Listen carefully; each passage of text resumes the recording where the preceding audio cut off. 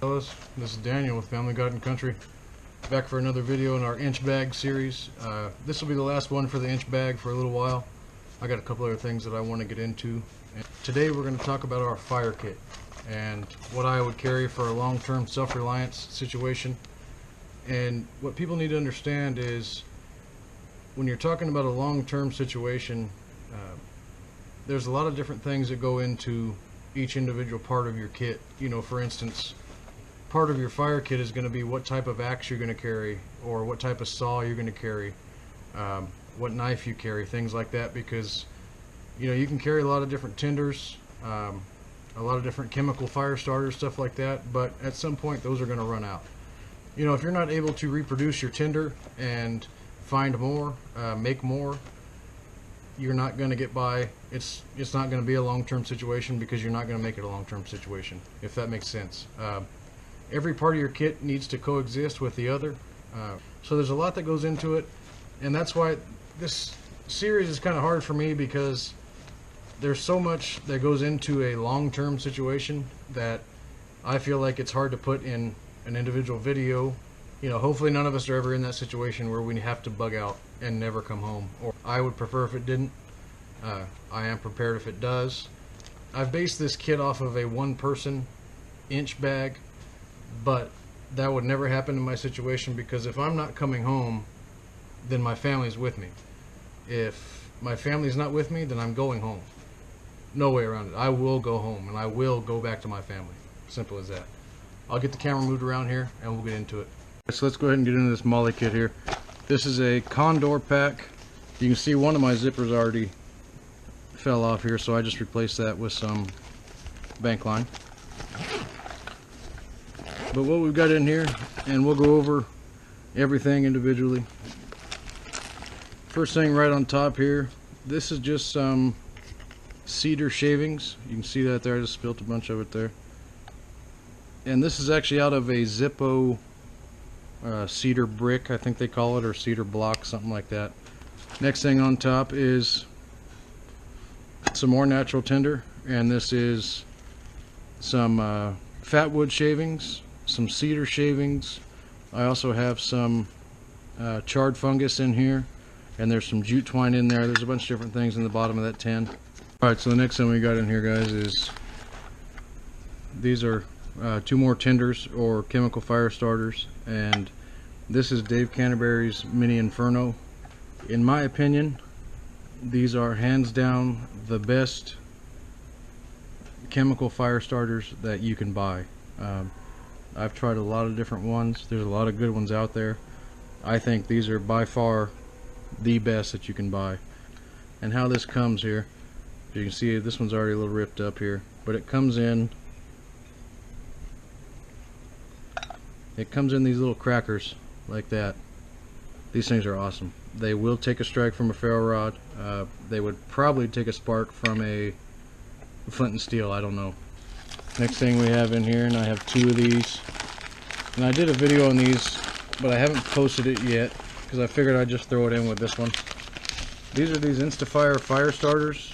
I had never seen these before. I picked one of these up in our weekly supply drop, and I did test it, I did film it. I was going to put a video out on it, and I decided I'd wait until we did this inch bag video on fire to show how it works. This stuff is pretty awesome.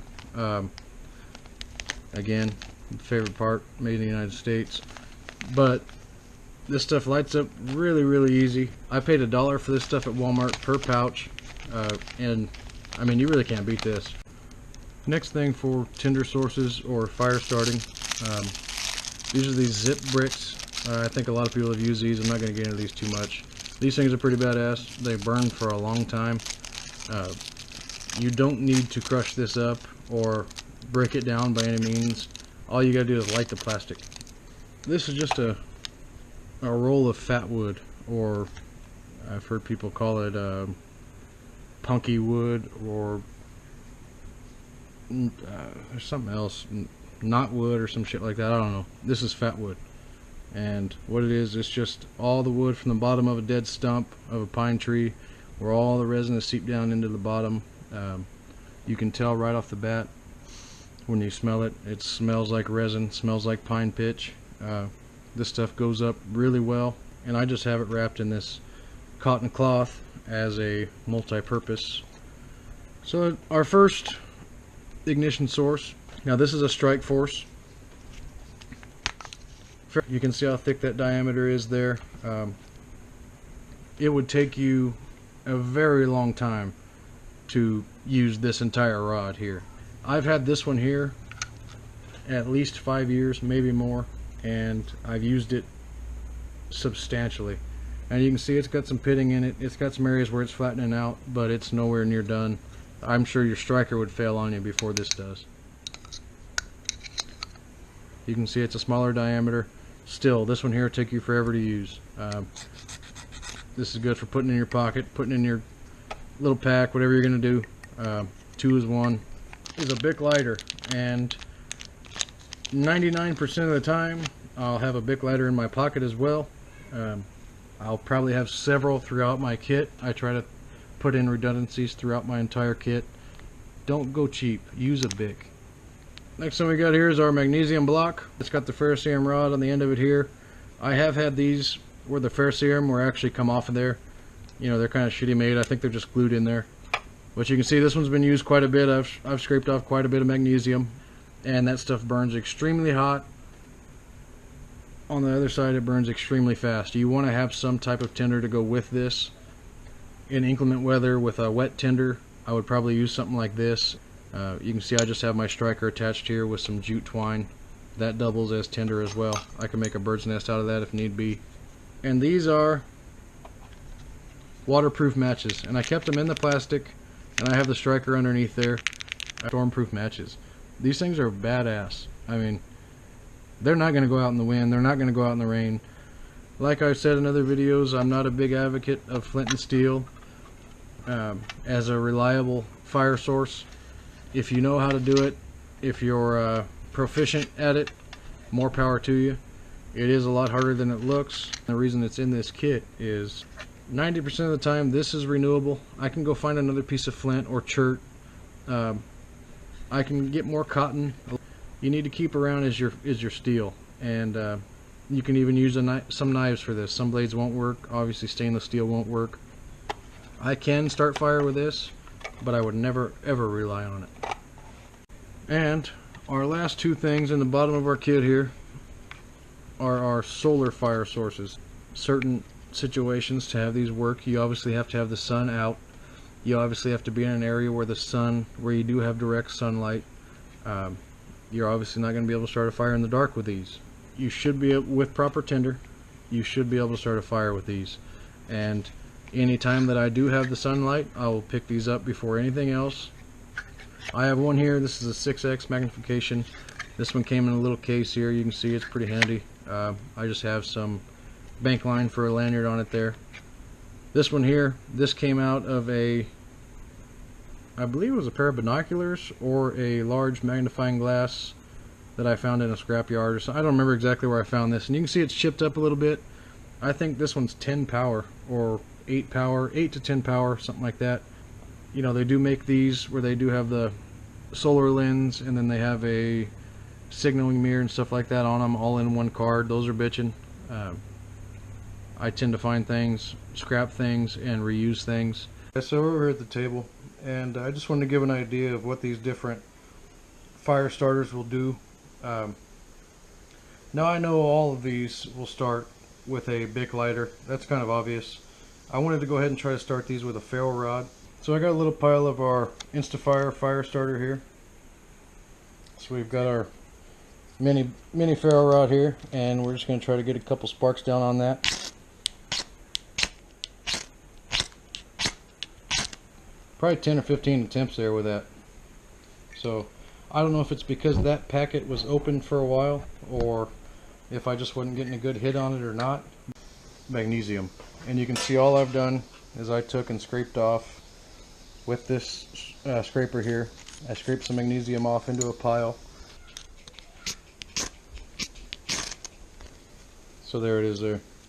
My absolute favorite here is our Dave Canterbury Mini Inferno. Like I said, you can pick these up at Self-Reliance Outfitters. I don't know if they're in any stores. But if you go to selfrelianceoutfitters.com, you can pick these up. I've already got pieces ripped off. I'll just take that little piece there. Grab our ferro rod. You can see it took me one strike with that thing and it's lit up. That little tiny piece there will burn for a few minutes at least, and that just goes to show you why it's my favorite. I barely struck that ferro rod. It caught a spark and it's ready to go. And when you're in a situation when you need fire, you want it to be that easy. Go ahead and try this zip brick. I'm almost certain that unless you take and break this down, you won't be able to light it with a ferrocerium rod. I am going to go ahead and try.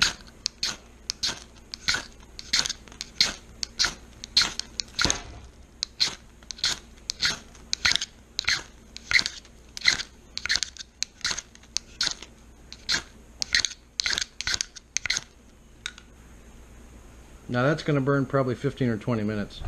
I've used these before. And it is cool to know that it'll start with a ferro rod if you need it to. Alright folks, well that's it for our inch bag fire kit and what I would carry in my kit. My kit's always evolving, my kit's always changing when I find better things. For example, the Instafire fire starter that we found at Walmart a couple weeks ago is definitely something that I will keep in my kits. Not only an inch bag kit, but just a camping kit, survival kit type things. I hope you guys got something out of the video today. If you enjoyed it, please like. If you like the content, subscribe to my channel. I try to do a video every 1 to 2 days, depending on the schedule I've got going on here. We're going to move on into something different. We're going to stop the inch series for a while. We are going to move into black powder. We're going to discuss different black powder options, and we're also going to start our blacksmithing series here real soon. So stay tuned for that. I appreciate everybody watching. Thank you.